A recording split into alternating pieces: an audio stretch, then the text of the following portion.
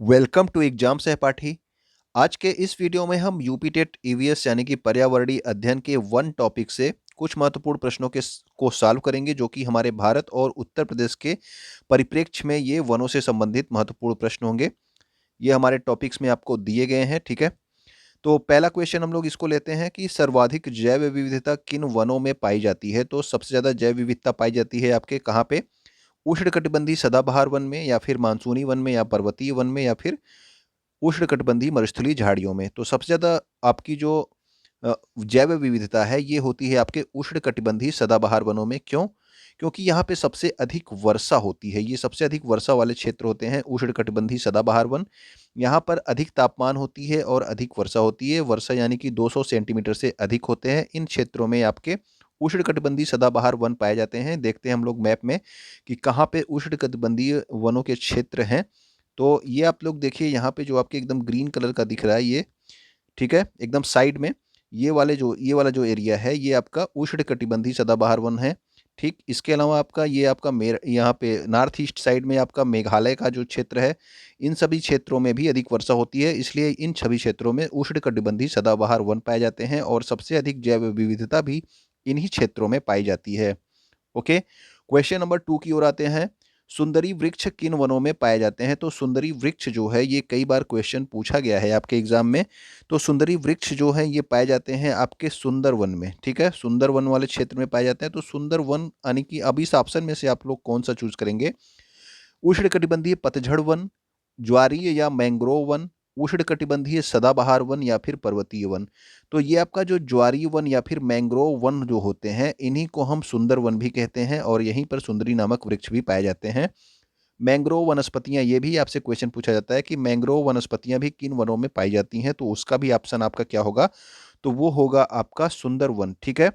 और इस सुंदर वन को हम ज्वारीय वन या अनूप वन, ठीक है, या फिर मैंग्रोव वन, ये सभी नामों से जाना जाता है। यहाँ पर मैंग्रोवा, कैसूरीना, केवड़ा, इन सभी के वृक्ष पाए जाते हैं। ओके, तो ये आप लोग पॉइंट जरूर याद रखिएगा। क्वेश्चन नंबर 3 देखिए, उत्तर प्रदेश राज्य में किस प्रकार के वन अधिकता से पाए जाते हैं? अगर आपसे पूछ लिया जाए कि उत्तर प्रदेश में किस प्रकार के वन पाए जाते हैं, तो देखिए यहाँ पे जो है पर्णपाती वन यानी कि पतझड़ वन तो पाए जाते हैं, ठीक है। तो इसका जो ऑप्शन सही हो जाएगा वो हो जाएगा उष्णकटिबंधीय पतझड़ वन। तो ये अधिकता से पाए जाते हैं। इसके अलावा आपके उत्तर प्रदेश के पश्चिमी भागों में आपकी कटीली झाड़ियाँ पाई जाती हैं, जो जो क्षेत्र आपके उत्तर प्रदेश के राजस्थान से लगते हैं, ठीक है ना। तो देखिए यहाँ पे आपसे पूछा गया था अधिकता से यानी कि ज़्यादा क्षेत्रों पर क्या पाया जाता है, तो वो पाया जाता है उष्णकटिबंधीय आपके पतझड़ यानी कि पर्णपाती वन। तो ये जो आपका इस तरह का ग्रीन वाला जो क्षेत्र है ये सभी आपके पर्णपाती क्षेत्र हैं, ठीक है। यहाँ पे पर्णपाती वन पाए जाते हैं। उत्तर प्रदेश आपका इन सभी इस तरह से क्षेत्रों में यहाँ से आता है, ठीक है ना। तो इसके पश्चिमी भागों में क्या है, वहाँ पे आपके वो वाले क्षेत्र भी जहाँ पे आपकी कटीली झाड़ियाँ पाई जाती हैं, जो कि राजस्थान से लगे हुए क्षेत्र हैं, ठीक। तो ये आपको समझ में आया कि उत्तर प्रदेश में अधिकता से पाए जाते हैं आपके उष्णकटिबंधीय पतझड़ वन। अंतर्राष्ट्रीय वन दिवस या विश्व वानिकी दिवस कब मनाया जाता है? तो अधिकतर कभी कभी आपको जो टॉपिक दिए होते हैं उनके आपसे दिवस पूछ लिए जाते हैं। तो अंतर्राष्ट्रीय वन दिवस मनाया जाता है आपका 21 मार्च को, ठीक है। तो इसका जो है ऑप्शन आप लोग डायरेक्ट याद रखिएगा। अंतर्राष्ट्रीय वन दिवस कब होता है? तो वो होता है आपका 21 मार्च को, और इसी को विश्व वानिकी दिवस के रूप में भी मनाया जाता है। क्वेश्चन नंबर 5 में आते हैं हम लोग। शंकुधारी वृक्ष किन वनों में मिलते हैं? तो शंकुधारी वृक्ष इस तरह से आपके पेड़ होते हैं, ठीक है।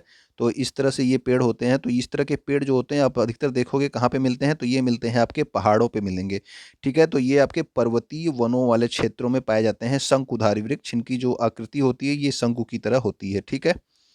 तो ये आपके शंकुधारी वृक्ष हो गए। कहाँ पे पाए जा रहे हैं? ये पाए जा रहे हैं आपके पर्वतीय वनों में, ठीक। तो ये समुद्र तल से 1500 से 2500 यानी कि 2500 मीटर की ऊंचाई के बीच पेड़ों का आकार जो क्या होता है, किस प्रकार का? शंकु के आकार का होता है, यानी कि इसी को बोलते हैं शंक्वाकार, ठीक है। पर्वतीय वनों में कौन कौन से वृक्ष पाए जाते हैं? ओक है, देवदार है, लॉरेल है, मैग्लीनिया है, चीड़ है, पाइन है, चेस्टनट है। और ये वाले क्षेत्र देखिए, इन सभी क्षेत्रों में देखिए यहाँ पे क्या है, ये सभी आपके क्षेत्र यहाँ पे हिमाचल से ऊपर वाले क्षेत्रों में क्या पाए जा रहे हैं आपके, ये हैं आपके पर्वतीय वन, ठीक है। तो ये आपको पता है, यहाँ पे आपका ये वाला क्षेत्र है, यानी कि जो आपके हिमालय क्षेत्र से लगता हुआ क्षेत्र है, जहाँ पे पहाड़ पाए जाते हैं, पर्वत पाए जाते हैं, वहाँ पे आपके पर्वतीय वन पाए जाएंगे, जो कि आपके शंकु के आकार के होंगे।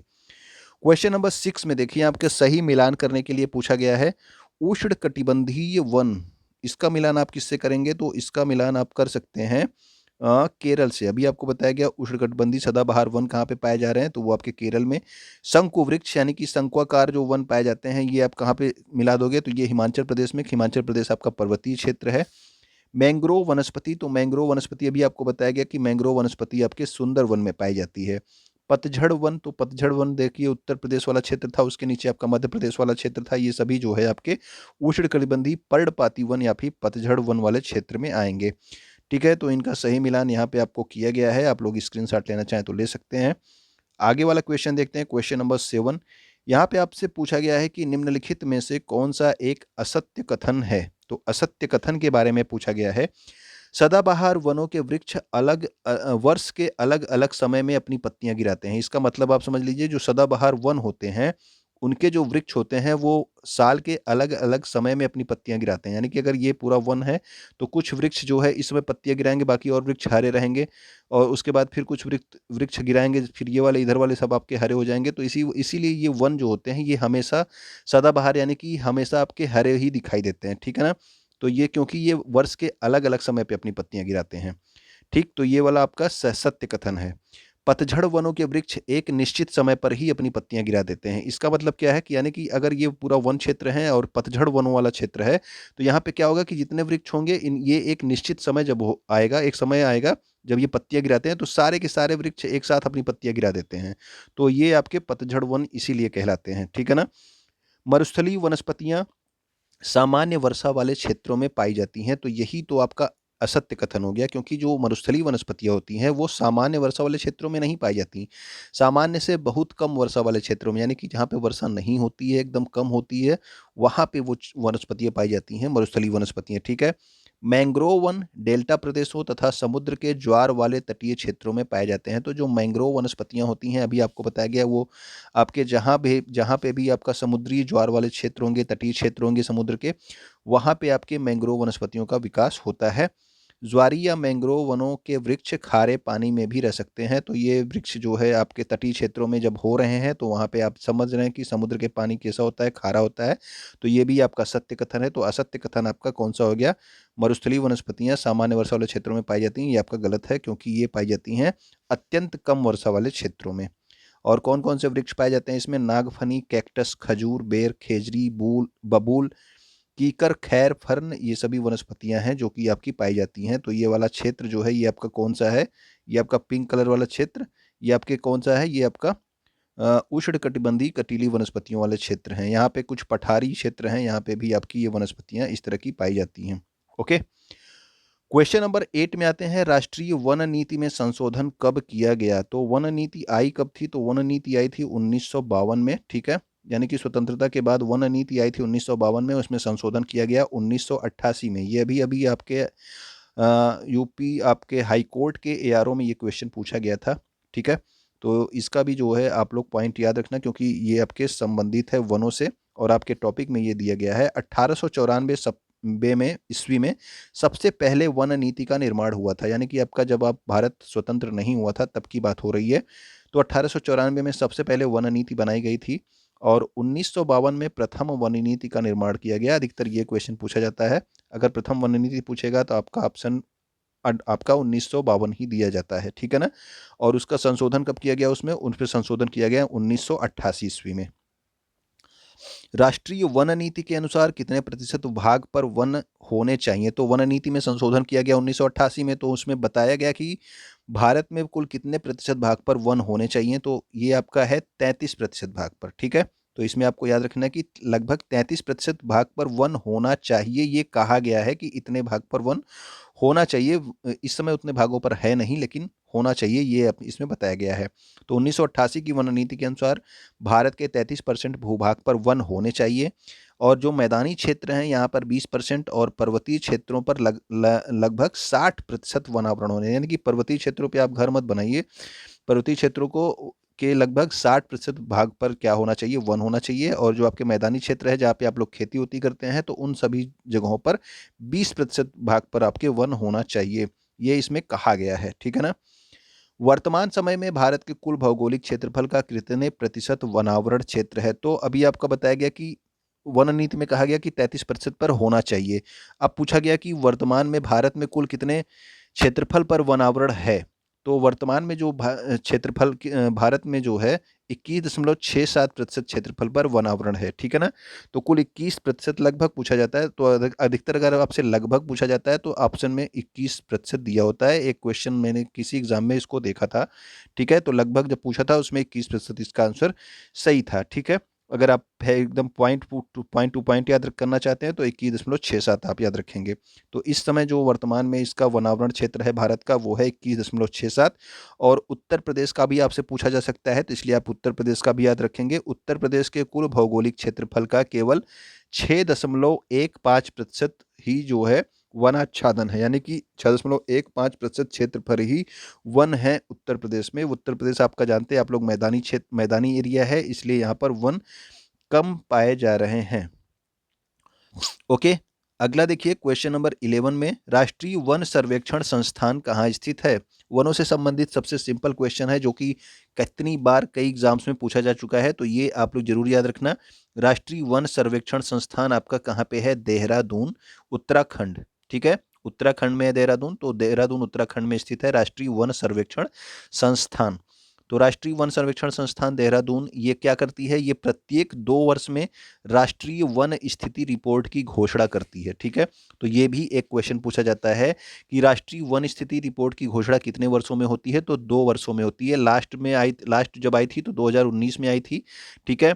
इस बार जो है 2021 में जो है आपके 30 दिसंबर को ये आपको ये स्थिति रिपोर्ट दी जाएगी, ठीक है? तो अभी तक नहीं आई है, तो आपके एग्जाम में जो है 2019 वाला ही पूछा जाएगा।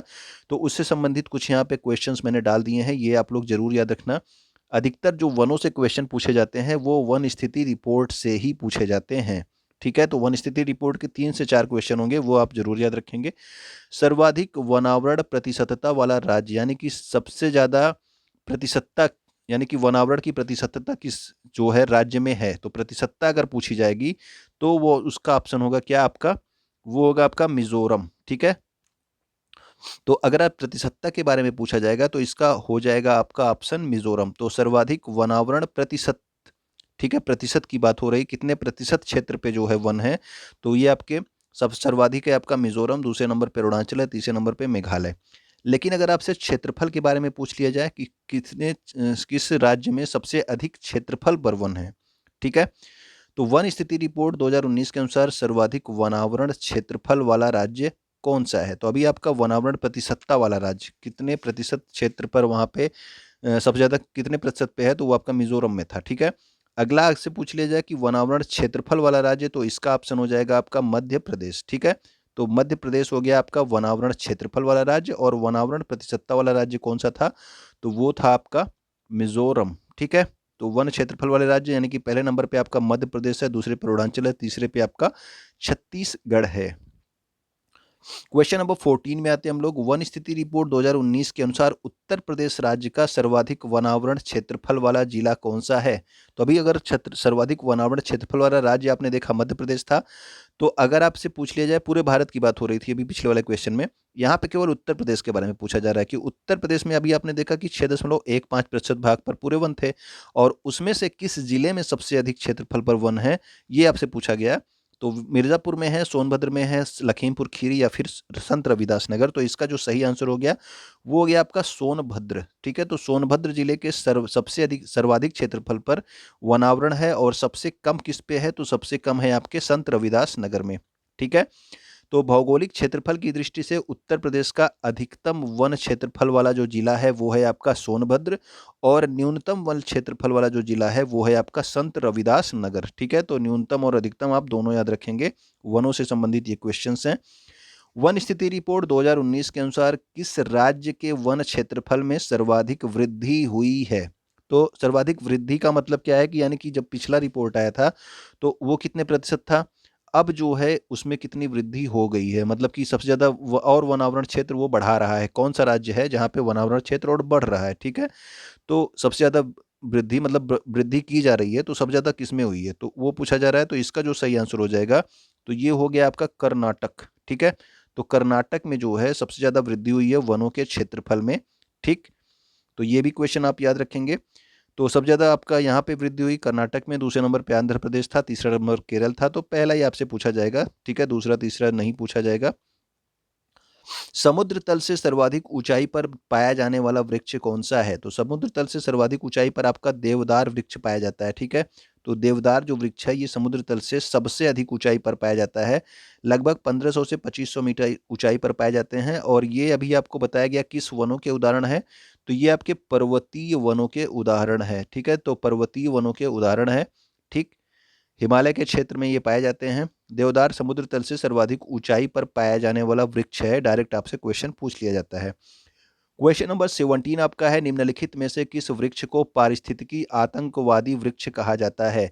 पारिस्थितिकी आतंकवादी वृक्ष इसलिए कहा जाता है क्योंकि ये वृक्ष जो है जिस क्षेत्र में लगे होते हैं वहाँ पे जो है ये भूजल का अधिग्रहण बहुत ज़्यादा करते हैं, यानी कि जो जमीन के अंदर जो पानी है उसका अधिग्रहण ये बहुत ज़्यादा करते हैं। तो ये आपका होता है कौन सा पारिस्थितिकी आतंकवादी वृक्ष? ये होता है आपका यूकेलिप्टस। ठीक है, तो इसका सही ऑप्शन हो गया यूकेलिप्टस। क्वेश्चन नंबर 18 में आते हैं, ऑपरेशन ग्रीन योजना की शुरुआत कब की गई थी? उत्तर प्रदेश के जो है एग्जाम्स में ये क्वेश्चन कई बार पूछा गया है, ऑपरेशन ग्रीन योजना। तो ये आप लोग डायरेक्ट आप लोग इसका सन जरूर याद रखेंगे और डेट भी, ये डेट वाइज ही पूछी जाती है। कम से कम 5 से 6 बार या उससे भी ज़्यादा बार पूछी गई है। तो 1 जुलाई 2001 इसका सही आंसर है। ऑपरेशन ग्रीन योजना इसकी शुरुआत हुई थी। ठीक है, 1 जुलाई 2001 को। तो इसी के साथ जो है आपका ये वन वाला टॉपिक खत्म होता है। उम्मीद करता हूँ कि चीज़ें आपको पसंद आई होंगी। काफ़ी दिनों के बाद आज पहली बार मैंने इस एक वीडियो डाला है, 1 महीने के बाद। कुछ काम से बिज़ी था मैं, इसलिए जो है ये वीडियो आने में लेट लगी। ठीक है, अब आपको अधिकतर जो है वीडियोज़ जो है समय-समय पे मिलती रहेंगी।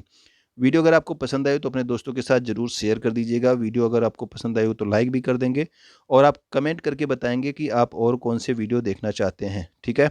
वीडियो देखने के लिए आपका बहुत-बहुत धन्यवाद।